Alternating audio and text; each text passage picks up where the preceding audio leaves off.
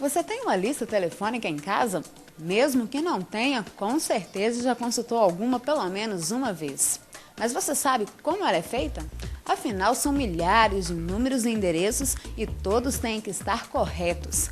Para saber como é o processo que envolve esta produção, o Bastidores de hoje te mostra o Guiatel.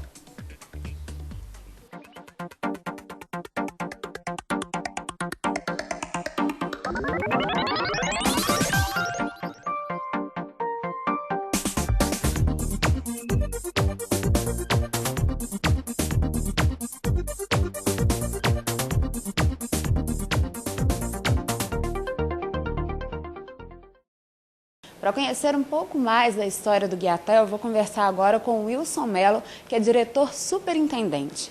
Wilson, o Guiatel tem 46 anos de existência, né?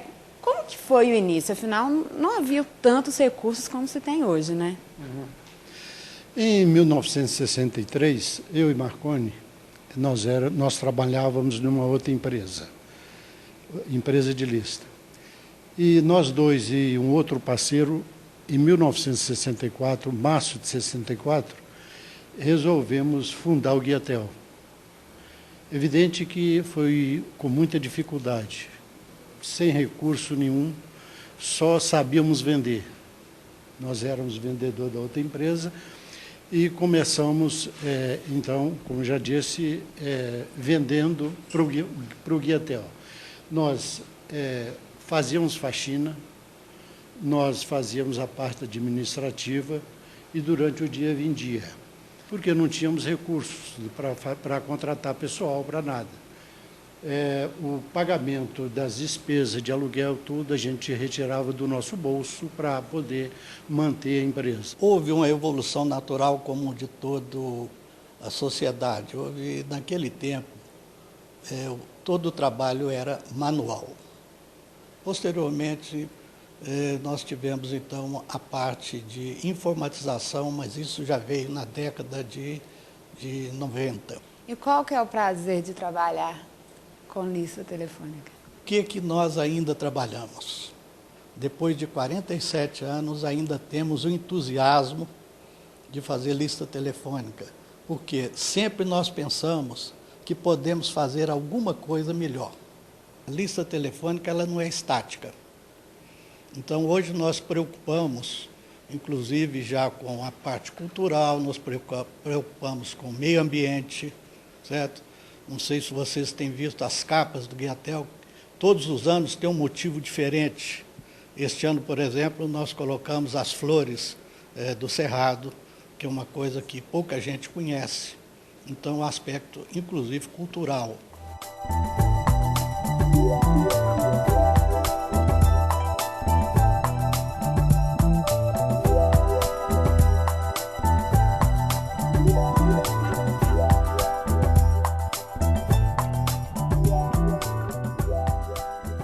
Agora nós vamos conhecer a seção dos cadastros. Quem vai apresentar para a gente é a Rosângela Caldas, que é a chefe desse setor. Rosângela, após os cadastros serem comprados das companhias telefônicas, eles são encaminhados a vocês. A partir daí, quais são os próximos passos? Geralmente nós recebemos esse cadastro via e-mail ou via CD. Após o recebimento, nós copiamos esses dados para o nosso servidor e aí é feito todo um processo de checagem, né, do que está recebendo com o que já está na base. Então são gerados relatórios de inconsistências que nós analisamos para verificar se tem o que está de errado. Aquilo que está errado, a gente passa para as operadoras para elas acertarem e nos devolver as respostas.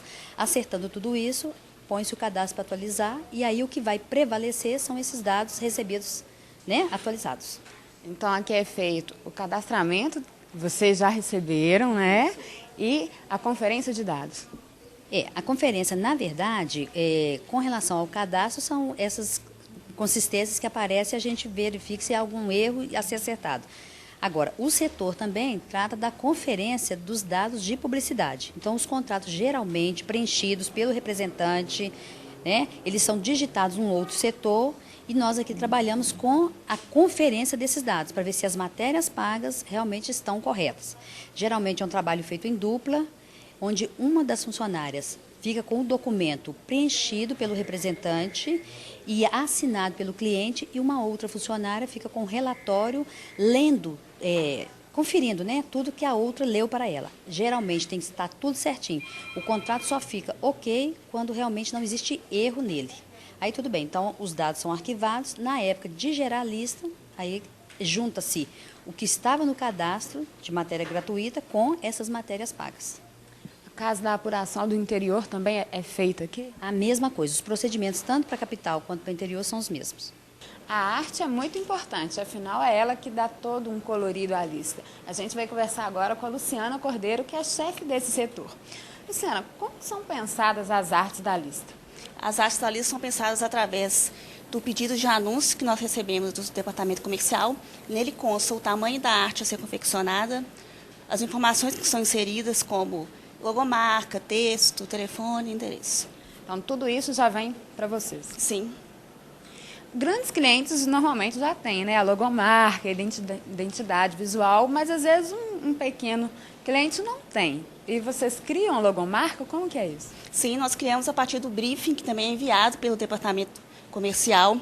Nele consta a informação qual o público-alvo que será atingido, os concorrentes, os pontos fortes, os pontos fracos e qual que é a imagem que a empresa deseja transmitir. Como se é uma imagem, por exemplo, de uma empresa convencional ou rígida, ou a imagem de uma empresa mais moderna, mais jovial. E a respeito da diagramação, ela é parecida com de um jornal? Como que é? Eu não sei exatamente como funciona o processo de diagramação de jornal, mas o processo para a lista telefônica, ele é feito a partir da junção do cadastro que é comprado pela operadora e com a junção dos anúncios que são vendidos pelo departamento comercial. E quais as ferramentas que vocês utilizam para fazer essas artes? A gente trabalha com o CorelDRAW, o X4 e o Photoshop. E aqui nesse setor são quantas pessoas envolvidas? Somos 7. 7 pessoas. E agora uma questão, vocês têm umas novidades a respeito das cores, né, que vão entrar para a lista. Qual que é essa novidade? Novidade que agora na lista poderá ser inserida a policromia. O cliente poderá utilizar a cor que ele desejar, né, de acordo com a logomarca dele. Ele poderá colocar azul marinho, vermelho, a cor que ele quiser. Isso vai ajudar também até na criação das logomarcas que vocês fazem aqui, né? Ampliar um pouco o leque. Com certeza.